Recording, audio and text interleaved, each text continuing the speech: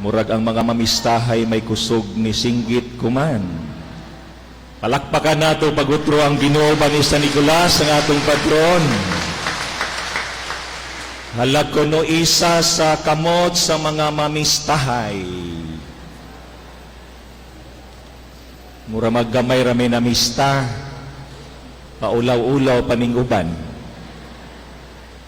Kay ang mga mamistahay raba, lahi-lahi ang ilang mga style pagpamista.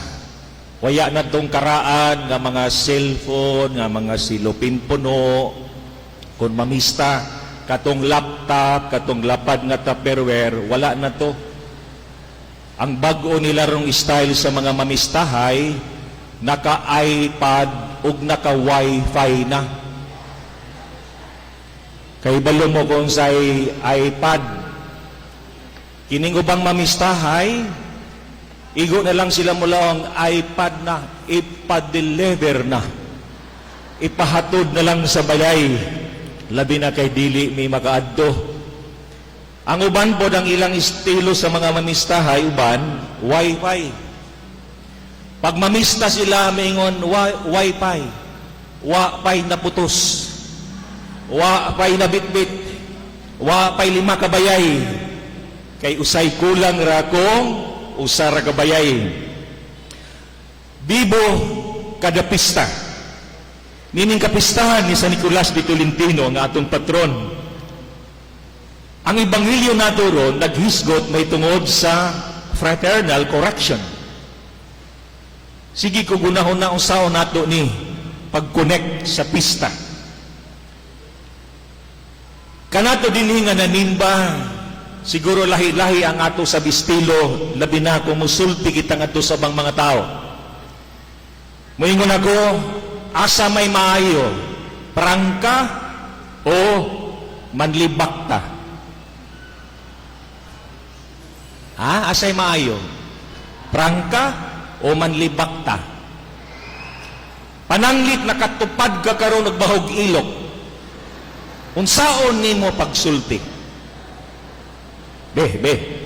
Ang imong katupad ron, wa ka mahilunag simba kay grabe ka bahog ilok. Ya baho pag yung baba. Unsaon nimo pagsulti nga sa imong pagtambong sa misa, wa ka mahiluna. Ingnon ka ni mo diretso, kabaho sabi mo ilok.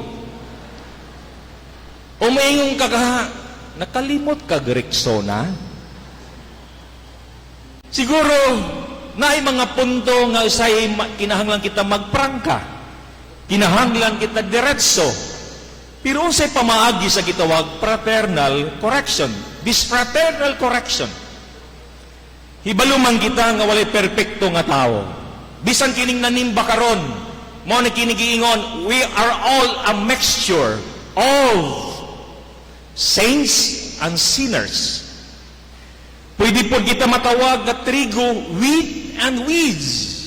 O pwede po kita matawag nga mga gitawag light and darkness. O gitawag po kita lovers and haters. O kini ang mixture bisan ni ining katilingban nga nanimba karon. Dunay mga hinawayon, dunay mga himantayon, duna po'y mga tao nga nindot mo appreciate, labi na sa gihimo sa uban. Pero dunay mga sitwasyon nga usahay ang atong sultihan, dili mo angkon. Usahay ang atong mga tambagan, masuko pa kung atong sultihan. Tinuod dili. Bisan kaninyo sa pamilya, kung mo tambag ang ginikanan sa iyang anak, nga mali ang gihimo sa iyang anak, o sa ang ginikanan pa'y pakasadon. Ang ginikanan pa'y kontrahon. Labi na kung nagtambag ang ginikanan sa mali nga gihimo sa anak. Tinuod dili. Ug mao ni usay ang problema. Pero sa may giingon, bisan pa siguro masuko o maglagot ang bang mga tao, ang makatabang labi na kung dunay mali nga nahitabo sa usa ka tawo. Unsay giingon ni Edmund Burke, all that is necessary for the triumph of evil is that good men do nothing. Magmadaogon ang kadautan kung ang maayo walay gihimo. Mga bisan usahay, dunay mataw nga masuko maglagot na do, o sa giingong sa unang pagbasa, kung nakaigalak ka sa tao nga nakasala, o nga wala kay gihimo, may tulubagon ka kung ang tao nga nakasala na namatay nga wala kay gihimo. Sa ato pa, atong responsibilidad. Kung adunay mali nga nahitabo, pero wala tay gihimo. Pero ang pangutana, how do we take care of each other? How?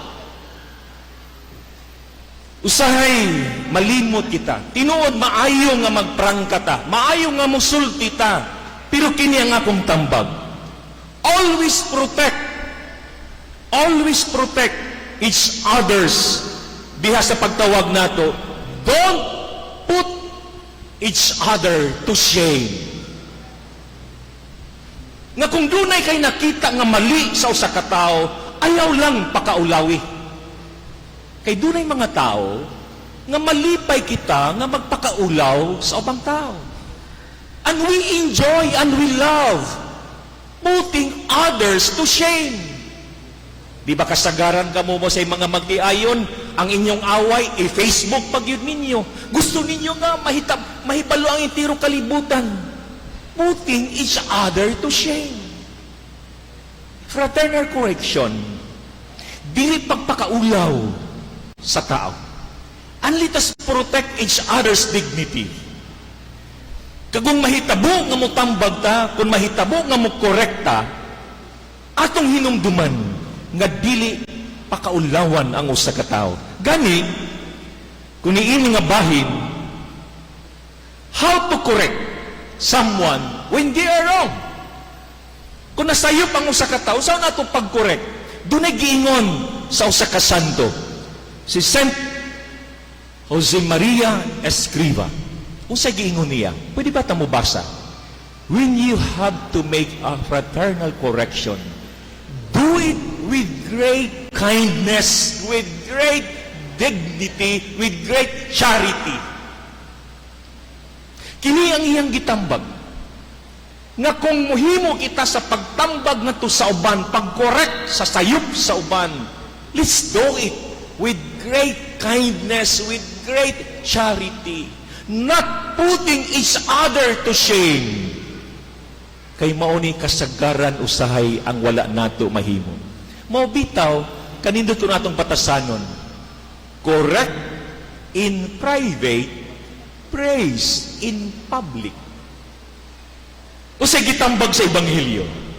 Usay giingon, kung masayop ang imong isig kataw, adtuwa siya nga kamurang duha. Correct in private, but praise in public. Kung dunay angay nato isulti nga maayo, please, pwede nato na ibandilyo. Kay kasagaran kung sayop, atong imarites. Pero kung maayo ang nahimo sa tao, ato no ibandilyo. Kanang maayo nga dapat ibandilyo, may dapat natong ibandilyo. Pero kasagaran ng atong ibandilyo o imarites ang sayop sa usa ka tawo. Mga nini nga bahin, please let us not hesitate to correct the person, especially because we care. Kanang dunay mga tao nga musulti nato, kini ang nakita nila, kini ang nahimo nato, nagpasabot kini nga they are concerned and they care for us. Tungod kay mahal kita nila, tungod kay pinangga kita nila. Ug niini nga bahin, kanindot siguro kung ang atong gikondem dili ang tao nga nakasala, kundili ang iyang sala nga nahimo. Condemn the act of sin, but the offender, please continue to value, giving that value of the person as you give the value to yourself. Kini ang nindot. Usay mingon ka mga padre, unsa man ako nga di man mo angkon, di man mo dawat.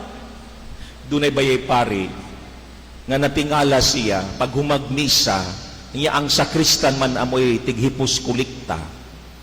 Pag humas misa, pagbilang na, gamay ra may abot. Nga, pista pag yun nga dako, unya gamay ray abot. Ingon ang pari matay kining sakristan na gikawad gining kulikta. Unya kadaghay nanimba. Sus, mga kwartahan patong nanimba. Labi na ni mga hitsuraan, no? Kusog man gihilaman halad, ani. Unya ganong gamay ra. Gitawag sa pari ang sakristan, giingnan, ikaw ba'y nagkawat sa kulikta? Wala pa din, wagin ko magkawat. Nganong kagamay ra? Ikaw gyud naghilabot. Ingon ang sakristan, wala lagi ko pa din magkawat. Ingon ang pari, sige, para mutugan ka, mangumpisal ka. Dito gidala sa pari sa kumpisalanan. Unya, nisulod ang pari sa kumpisalanan, dito sa gawas ang sakristan. Ug ningon ang pari, ikaw ba'y nangawat sa kulikta? Ingon ang sakristan, Padre, di man madungog, Padre. Ingon ang pari, anong di man madungog nga kasuod ra? Ingon na po ng pari, ikaw ba'y nangawat sa kulikta? Wala, Padre, di gyud mabati, Padre, di gyud madungog, Padre. Bisan magbaylo pa ta, Padre. Ikaw diri sa gawas, ako'y sa sulod. Di ingon ang pari, sige, baylo ta, baylo ta. Nisulod ang pari, gawas ang pari, ang sakristan may nisulod. So ang pari na nangumpisal, ang sakristan na nagpakumpisal. Og niyon ang sakristan, Padre, kinsa man tong babae nga nisulod sa imong kwarto gabi eh. Ningon ang pari, di gyud madungog di ay, di mabati.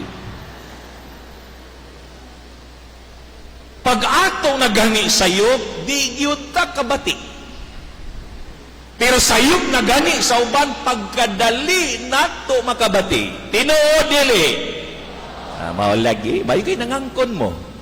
Pero tagaan ko kamo sa kanindot sa katuyuan sa fraternal correction.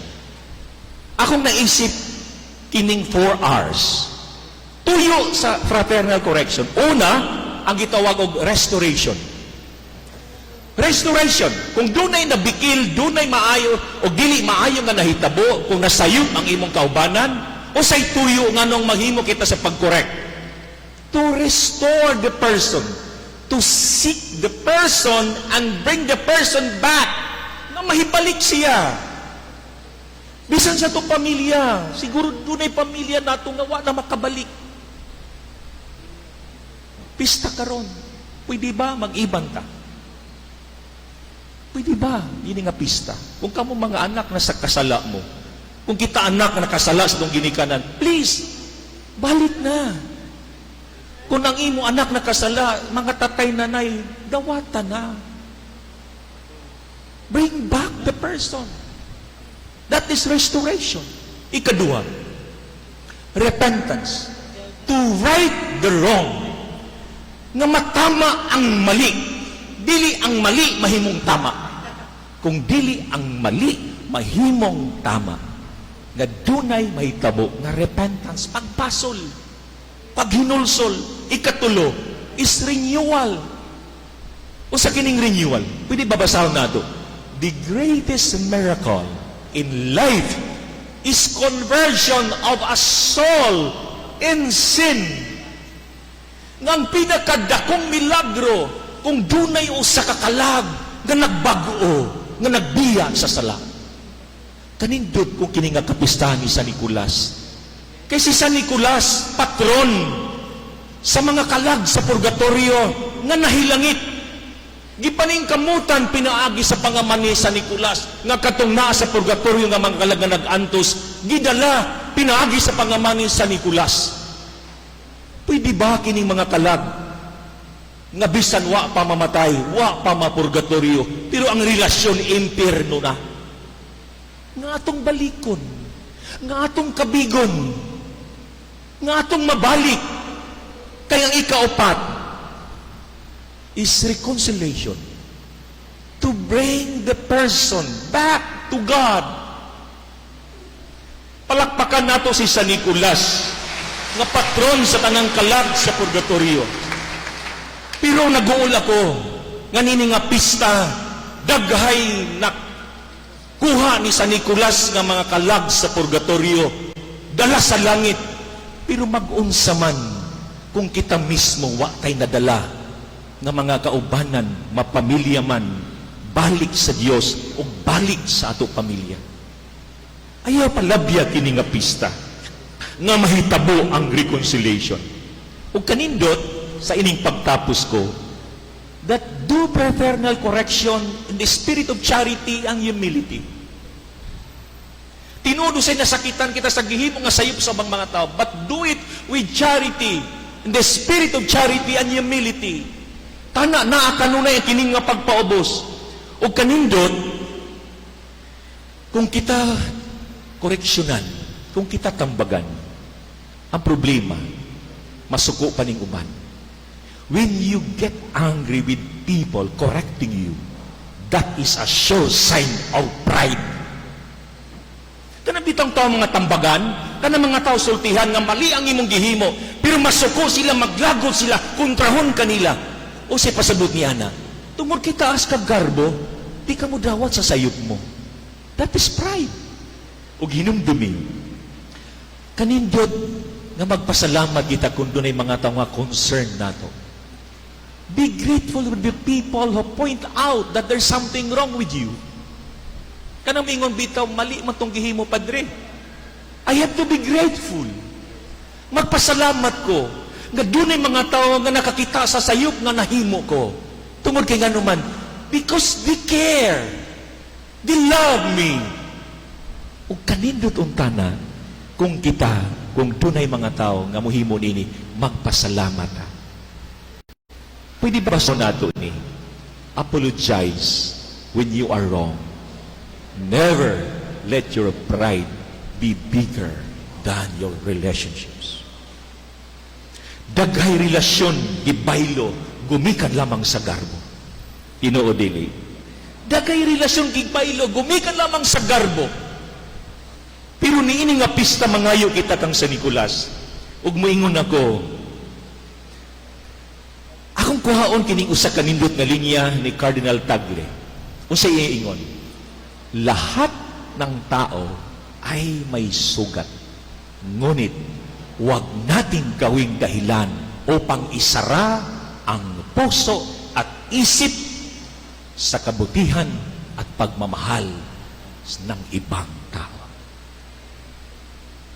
Pwede ba ablihan nato karon ang atong unahunag kasing-kasing nga pwede gihapon nato buhaton ang maayo ug pagmahal sa matag usa bisan kung nakasala na. Keep doing what is right and what is good. Please don't give up your goodness. Please don't give up our goodness. Huwag tayong magsawa at mapagod sa paggawa ng mabuti. Kini si San Nicolas, ang atong patron. Wala gikapoy nga maghimog maayo hangtod sa hangtod. Viva San Nicolas de Tolentino. Palakpakan nato ang atong mahal nga patron. Ipadayag ka nga atong pagtuog itang dalan